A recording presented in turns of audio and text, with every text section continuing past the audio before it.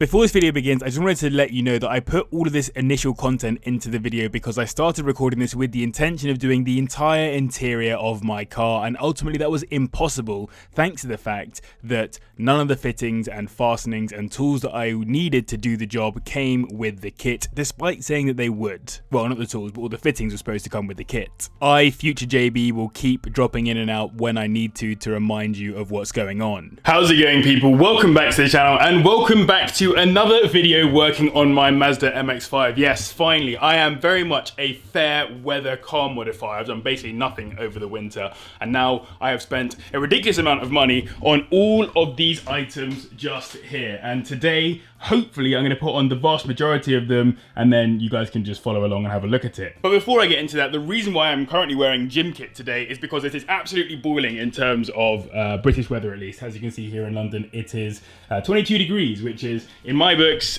basically tropical. So yes, quite warm. Anyway, so like, comment, subscribe, all that great stuff. And without further ado, let's go have a look at what's inside those boxes.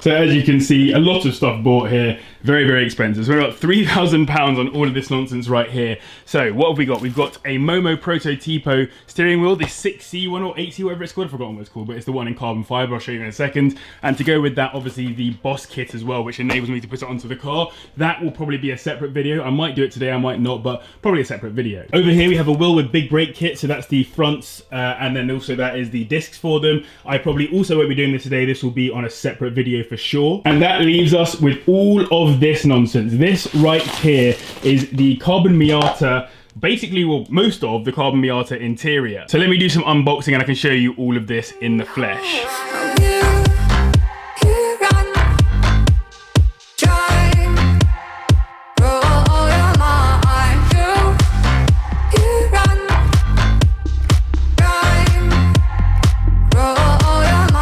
Now that took much longer than I would have liked to have gotten rid of all of that stuff. Obviously there is so much of it, that's ridiculous. I need to get rid of it before the rents get back home. But as you can see here, I have got these which go along the top, or sort of like the main lining above the door cards, and these are the door cards as well. So these are obviously in full carbon fibre. Those are in brushed black aluminium. I've also got these new door handles as well, which I think are pretty nice.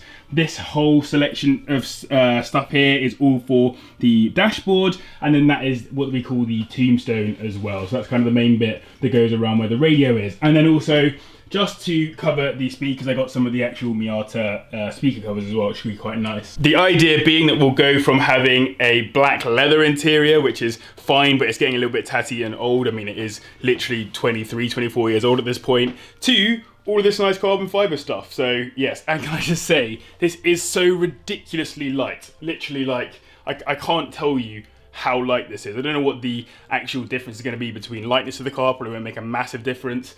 But this is insane. And hopefully this is also what I need to fit it all together. So I'm going to start doing it right now. We're going to start with the door cards. Now, I have no idea how to do this. I'm going to be learning as I go, and hopefully I can teach you guys as I go as well. I'll probably do a voiceover instead of just doing it like this, because you'll just find me annoying. So this bit I can walk you through, which is taking off the door cards. Nice and easy. There's a whole bunch of clips around the outside, and then there are 3 bolts in the armrest that I had to remove. Had to remove the speaker cover as well, and then also take out 1 bolt from within the door handle, and then it all pops off nice and easily. So as you can see, in my case, it's literally the case of taking out this little screw from here, a couple of screws there and there, and then just basically pulling it off via all of these tabs along the bottom. So this is when I realized I wasn't going to be able to do the job on the day. I took the whole door card off, and then I realized that there was no way I was going to be able to attach the new door card to the door. Even though it literally says that it has all the right fittings to fit into your car, they did not exist. And so I had to come up with some kind of way to fit the door card onto the car,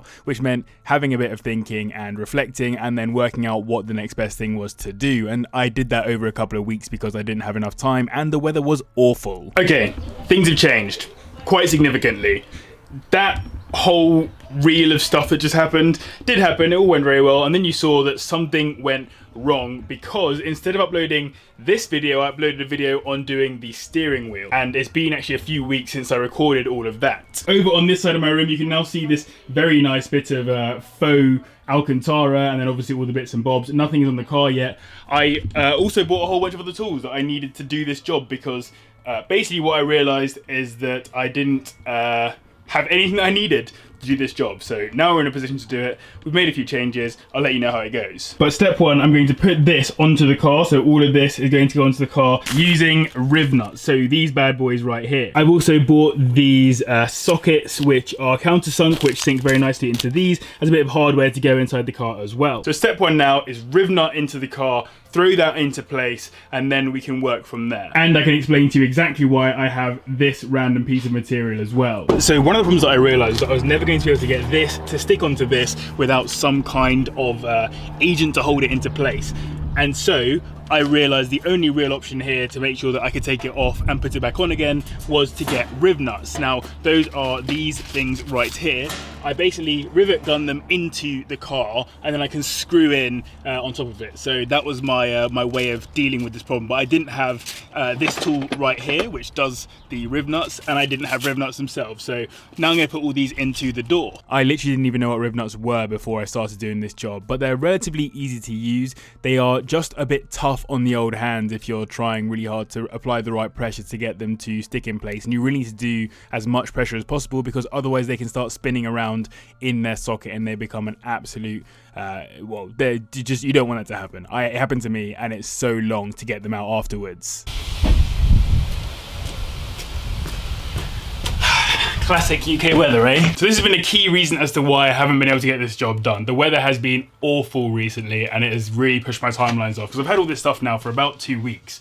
But this is some nice Alcantara wrap that I got from, it's obviously fake Alcantara, not real Alcantara, that I got from eBay. It cost me maybe like 30 quid or something. Now the reason why I bought this is because this is a nice big piece of brushed aluminium, and it's black as well, as you can very clearly see. Now obviously in my car already I have one nice gold brushed metal thing as well, which is the gear stick, which lots of people like to laugh at and think is quite funny. I quite like it too.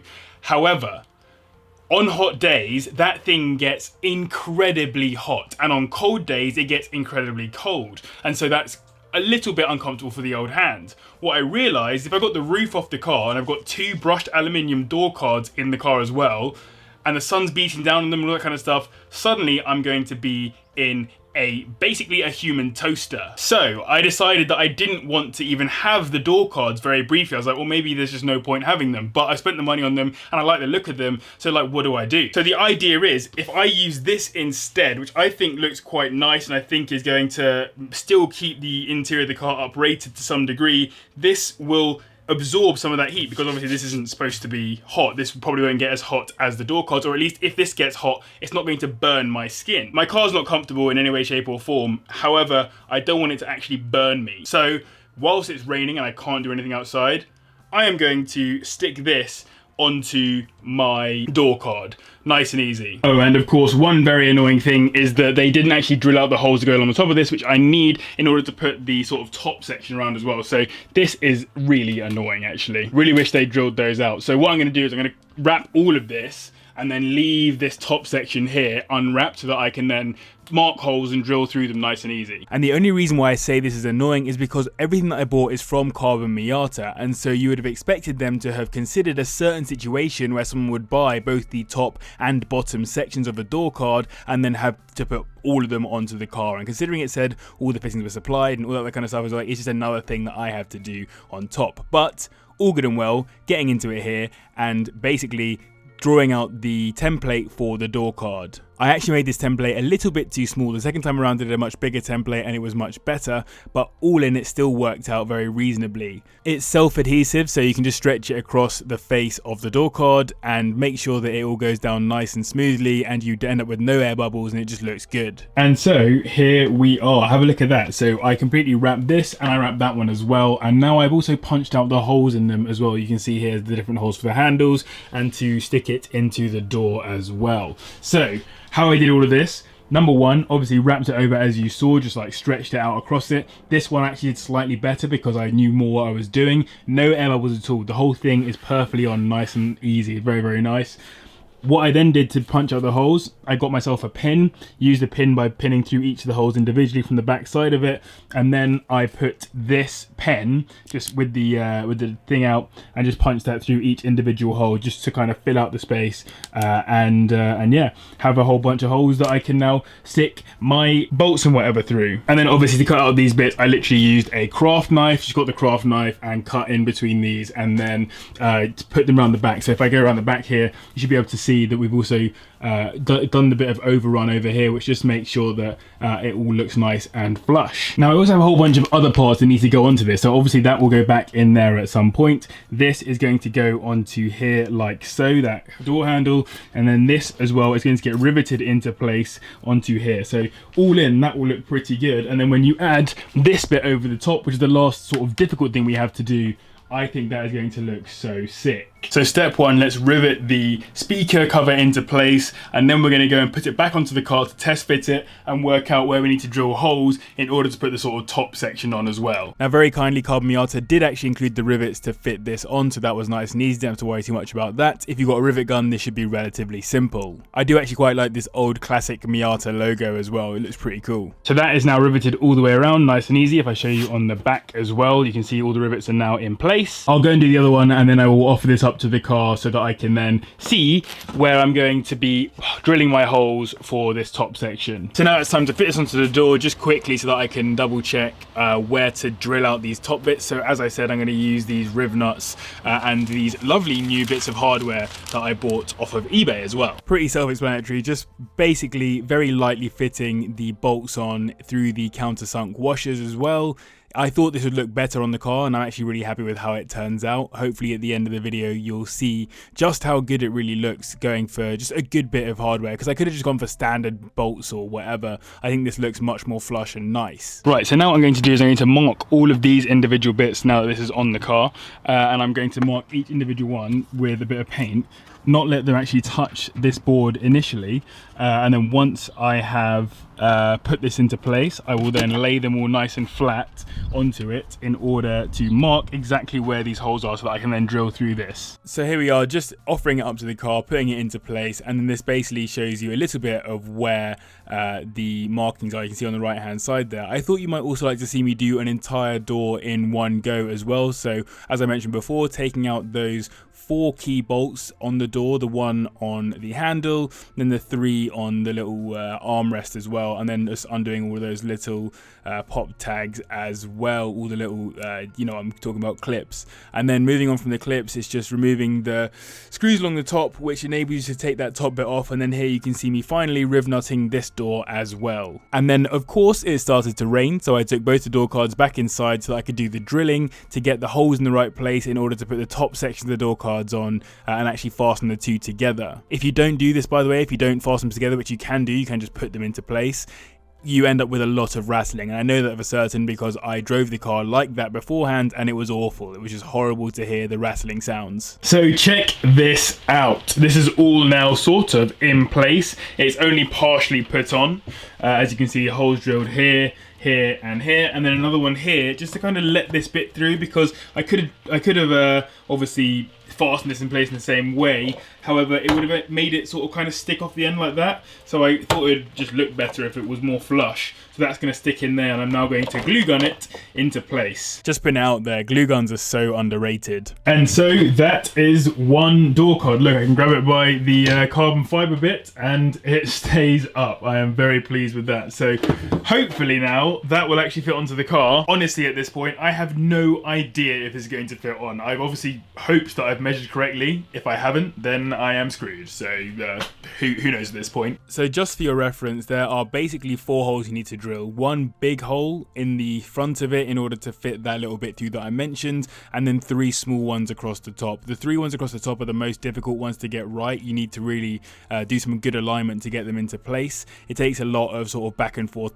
making sure you're getting into the right spot before you finally decide to drill. Then I glue gunned obviously that first one back on again, and then just for safety I also use some of the tape provided by CarbonMiata to fit that into place as well, and just stick it down to make sure that I had absolutely no movement, just in case one of the screws decided to die or whatever. And that, my friends, is a slightly dirty but generally correct passenger side door card. Hopefully this fits onto the car. However, it's taken me so long to do this afternoon, evening, that I will have to do this in the morning. So, on to another day.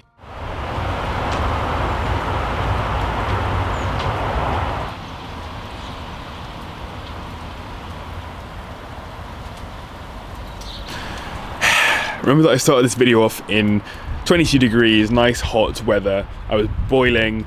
Now it is 14 degrees. I am cold and I am wet. I was hoping that it would be dry today to do the car, but it's not. So I'm just going to do it in the rain and see how it works.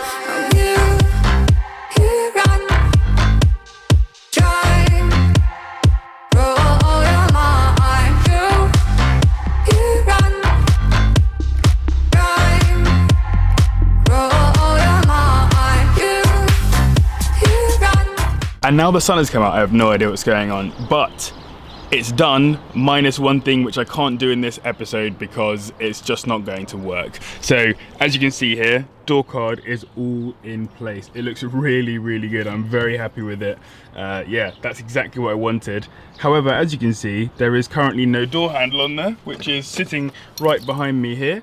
And that is because, as discussed, the fittings that they said they provided that should fit it onto the car or fit it onto whatever do not work. This is what they provide, and this is what came out of the car. So completely different screw patterns. So I literally can't attach that today. Like the door handle is not going to go on. So you have to imagine a door handle there, but I am going to finish the video here. And so, by the way, that means even though it said on the website fittings were supplied, of the fittings that were supplied, which wasn't all of them, only the rivets did any fitting. So as long as you ignore that when you buy the parts, you're grand.